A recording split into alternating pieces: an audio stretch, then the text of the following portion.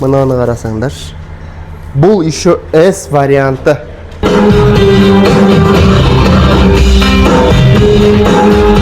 Ауыр көліктер келсе, салмақты іске қосып, көлікке көмектесеміз осылай.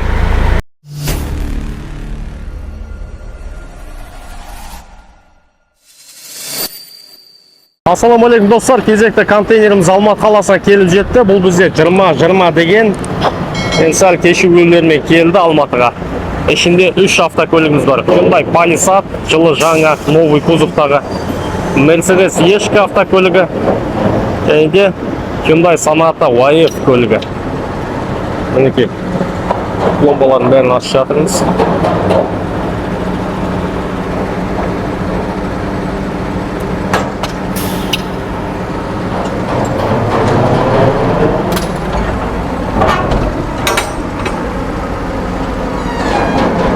Және де мотоцикл бар екен ішінде.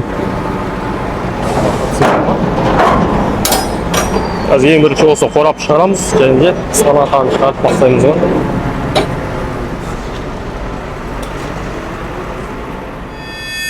Алдарыңызда мына қораптағы не деп сұрап отқан болсаңыздар, ол гидроскутер.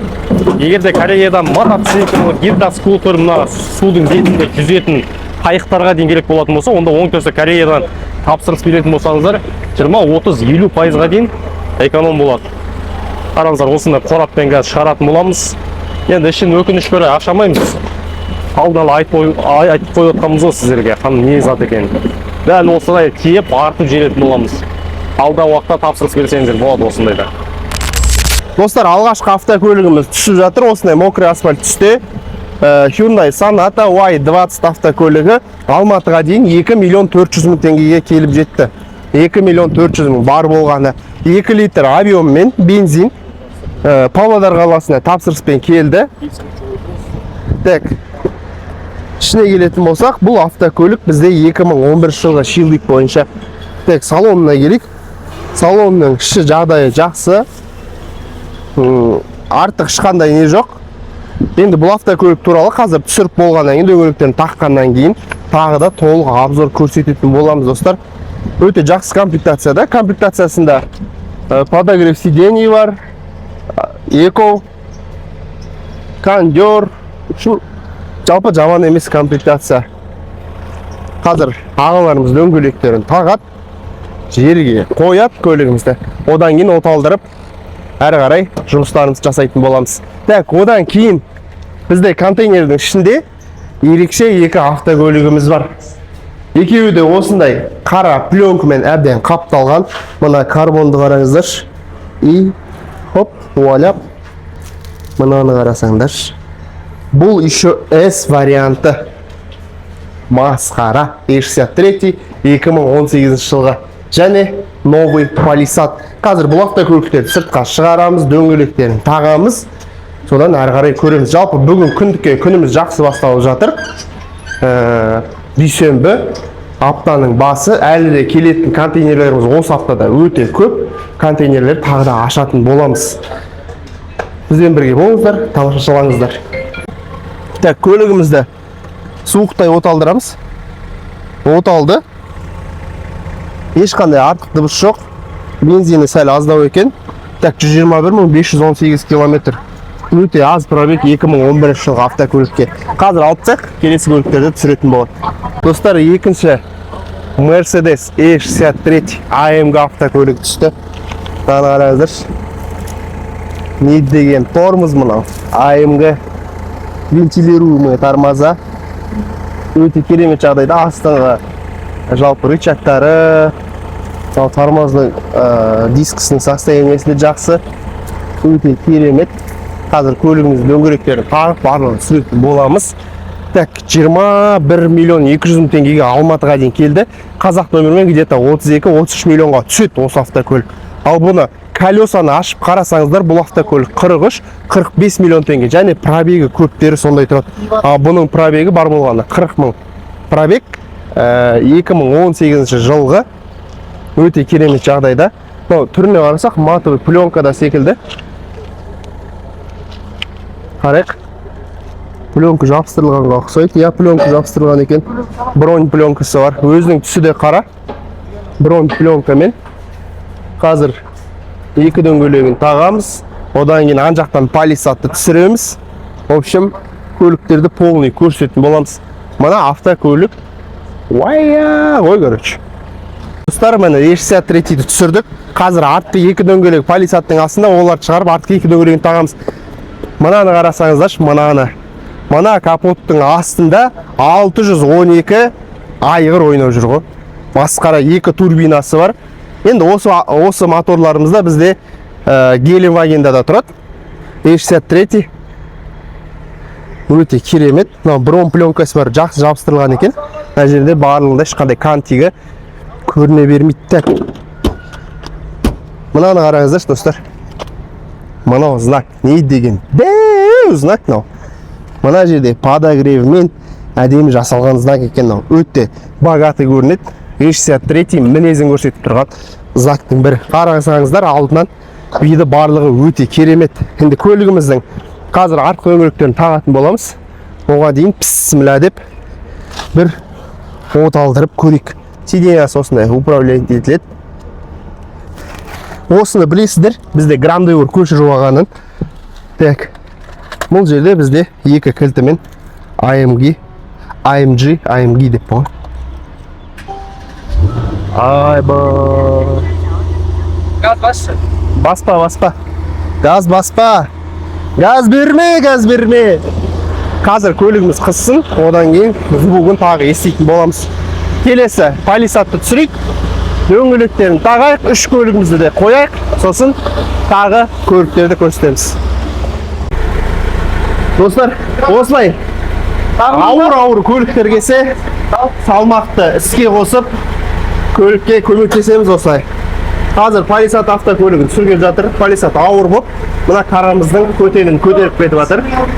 Соны енді осылай салмақты, жалпы қазақ елінде, қазақ жерінде өзінің салмағы ауыр жігіттер. Вес имеем ғой, короче. Вес имеем. Осындамыз, түсіреміз, шығарамыз, көреміз. Үшінші автокөлігіміз түсті. Су жаңа. Даже тормозы да басылмаған ғой, дұрыстап мына автокөліктің. Hyundai Palisade. Өте керемет автокөлік. Жап жаңа 2025 па 26 ма. Қазір көретін боламыз. Екі дөңгелегін тағады. Және одан кейін Mercedes-тің екі дөңгелегін тағып қараңыздар. Жап жаңа осындай Palisade'да Кореядан корейский сборка тапсырыспен алғызды. Өте керемет автокөлік. Бұл автокөліктер енді былайша айтқанда Кореяның Кадиллagы болып есептеледі. Көлікті түсіреміз. Обзорын тағы да түсіретін боламыз. Қазір бәрін түсіріп, ашып алайық. Бұдайын көрсетеміз. Контейнеріміздің іші босады. Тек Mercedes-тің дөңгелегі мен Palisade'тың дөңгелегі ғана қалыпты. Бисмилля. Машалла. Мана салон. Анау педальдарында пленкасына дейін тұр ғой. Новый автокөлік. Новый. 2025-тің 4-ші айында шыққан екен. Так.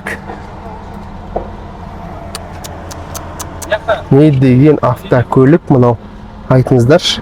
Мынау старт-стоп батырмасы. Рөлдегі не екен? Рөлдегі мына жерінде бізде селектор, получается DRNP. Осы арқылы былай скоростьқа саламыз, қоямыз. Осы жерінде барлығы тұр. Аккаунт. Мынаның пробегі 12.056 километр. 12.000 километрмен осындай автокөлік деген екен. Мынаны қараңыздар, ортадағы консольді. Ол таза мужицкий консоль ғой. Дәу! Мына жерге телефон зарядкілеуге болады. Мына жерге подстаканниктер, 3 бірдей USB, Type-C порт, автохолд, драйв мод батырмасы, жалпы іші мүлде бөлек. Айтпаған айтқандағыдай Кореяның Кадиллagы, мынау Chevrolet Tahoe крузактармен былайша айтқанда тайталасатын көліктердің бірі. Қазір бұл автокөлік жирный, комплектация мықты болғандықтан қазақтың бай ағаларымыз осындай автокөлікті алып отыр. Мына қараңыздар, салонның байлықты көрсетіп тұр. Мына жерде память сиденья. Мына сиденьясының Мынау плавающий сиденьяның қозғалғаны маған ұнап тұр ше. Өте күшті қозғалады екен. Прям жылдамда қозғалады, и андай жылдам, и мягко қозғалады. Мына жерде қаншама орын барлығы бар. Так, мына жерде бізде сенсорлы батырмалар мен подогрев, обдув сиденьялары барлығы. Мына жерде оппа, өйстіп, мына жерлер сенсорлы екен тоже. Бірақ қоясын. Осы қойдың, так, аяққа бетке қоятынын қойдың. Болды. Мәз болып жүрсің ғой, көрек шынымен. Кондиционерді қосып алдық. Көлік артында прицеппен жүретін, антизанос, багажник ашатын батырмалар, рульде. Мынау енді ерекше электр жетекті руль, қоңыр салон. Мынаны күтіп тепсе, өте мықты болайын деп тұр жалпы ше. Артта сиденьяларды көрсетсек, вай! Bose дейді. Аудио системасы Bose. Өте керемет. Төбесі қара алькантара. Мына жерде хай-пас.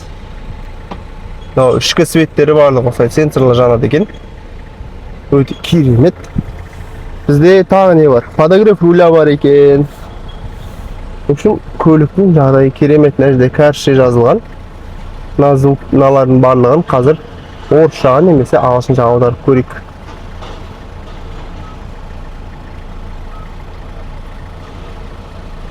Ол бізде қалай аударылады екен? Settings. Тілді аудару қойды екен. Мына жерде болу керек. Тіл бізде ағылшын бар екен. Бізде ағылшынша бар екен. Ағылшыншаға қойып алдық. Так, медиаға кірейік. FM, Bluetooth бар. FM мен FM аудиолар тыңдап көрейік. Так.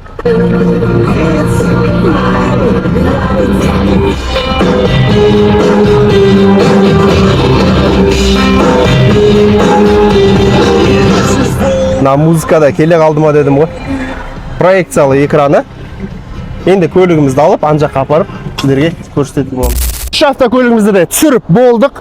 Mercedes E63, Hyundai Palisade және Hyundai Sonata автокөліктері. Енді барлығыңызға ең қызығы көліктің бағалары. Hyundai Palisade автокөлігі қазақ номермен 27 миллион теңгеге түсті. Бұл бізде Қазақстанда 40 миллион теңгеге дейін баратын автокөлік. Бірақ біз бұны оңтүстік Кореядан 27 миллион теңгеге алып келдік. 10 миллион теңге эконом. Дәл сондай 10 миллион эконом жасаған бұл Mercedes E63 автокөлігі. Қазақ номермен 33 миллион теңге. Колесаны ашып қарасаңыздар 43-45 миллион теңгеге осы автокөліктер тұр. Және соңғы автокөлігіміз Hyundai Sonata бюджетный қазақ номермен 6 миллион теңгеге алып келдік. Бар болғаны 121 мың километр пробег, 6 миллион теңге осындай автокөлік ала аласыздар ма? Сіздермен бірге болған Алаш Экспорт компаниясы қандай да бір көліктер қызықтыратын болса, төмендегі WhatsApp номеріне немесе Алаш Экспорт компаниясының кез келген сайт, кез келген әлеуметтік желілеріне жазсаңыздар болады. Сіздермен бірге болған Алаш Экспорт сенім білдіріп тапсырыс бергендеріңізге үлкен алғыс.